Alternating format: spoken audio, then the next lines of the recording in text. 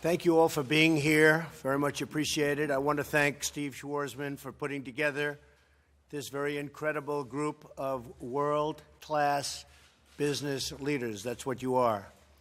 Also joining us are Secretary Betsy DeVos, Secretary Wilbur Ross, Secretary Elaine Chao, EPA Administrator Scott Pruitt, and my Budget Director, Mick Mulvaney. That's an easy job. Where's Mick? Such an easy job. It's the easiest job of anybody in the government, right, Mick? At the top of our agenda is the creation of great high-paying jobs for American workers, and we've made a lot of progress. You see what's going on. You see the numbers. We've created over 600,000 jobs already in a very short period of time, and it's going to really start catching on now because some of the things that we've done are big league, and they are catching on. Already we've created more than almost 600,000 jobs, and yesterday Toyota just announced that it will invest more than $1.3 billion, it's probably going to be $1.9 billion, into its Georgetown, Kentucky plant, an investment that would not have been made if we didn't win the election. We have a lot of work to do. In the last 2 decades, our nation's lost a third of its manufacturing jobs, and our business tax is one of the highest in the world. It actually is, of developed countries, the single highest tax anywhere in the world. For too long, we've punished production in America and rewarded companies for leaving our country, and we're going to reverse that. We would reward companies, give them incentives to leave. NAFTA is a disaster. It's been a disaster from the day it was devised, and we're going to have some very pleasant surprises for you on NAFTA, that I can tell you. My administration's already taken historic action to unleash job creation. We've signed dozens of bills and executive actions to reduce federal overreach and expand domestic production. On the environment, we're going to be very, very careful in the environment. It's very important to me and the administration, but we've allowed a lot of companies to go back to work. They were being restricted. Their jobs were being restricted. We've unleashed a lot of companies, especially right now in the energy sector. You see what's going on there. It was impossible for people to do what they had to do, and now they can do it. It's all done.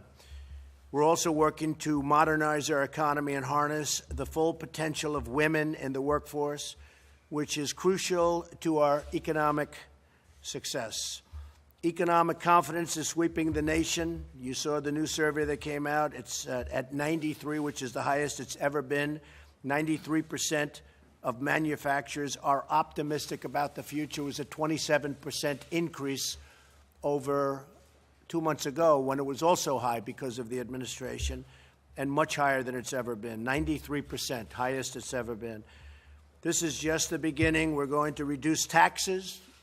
We're going to eliminate wasteful regulations, which we've already done, probably 25%. You can take a look at Dodd-Frank. For the bankers in the room, they'll be very happy because we're really doing a major streamlining and perhaps elimination and replacing it with something else. But that'll be the minimum. But we're doing a major elimination of the horrendous Dodd-Frank regulations. Keeping some, obviously, but getting rid of many. And we're going to put many millions of people back to work. The banks will be able to lend again. So many people come to see me. I see them all the time, small businesses. They're unable to borrow from banks. They never had a problem 5, 6, 7, 10 years ago.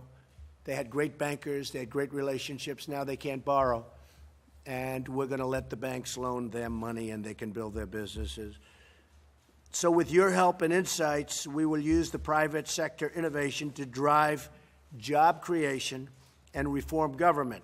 A lot of reform. You know, we have a computer system in this country that's 40 years old. So when you hear we're hacked and we're this, that, we're like easy targets. And one of the things we're doing, in fact, we're working with a very, very wonderful woman from IBM and others, okay, many others.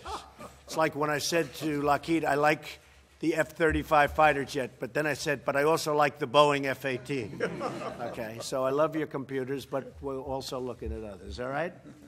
But we're going to have a massive program to modernize our equipment, ideally get brand new equipment. The cost of maintaining our computers is a number that is so high that it's not even a believable number. Now, I've heard anywhere, is this possible, from $39 billion to $89 billion a year. Is that even possible? That's for keeping our computers updated and running. And I think we can buy a whole new system for less money than that, wouldn't you say? I mean, I hope so. We'll give you $10 billion right now, modernize.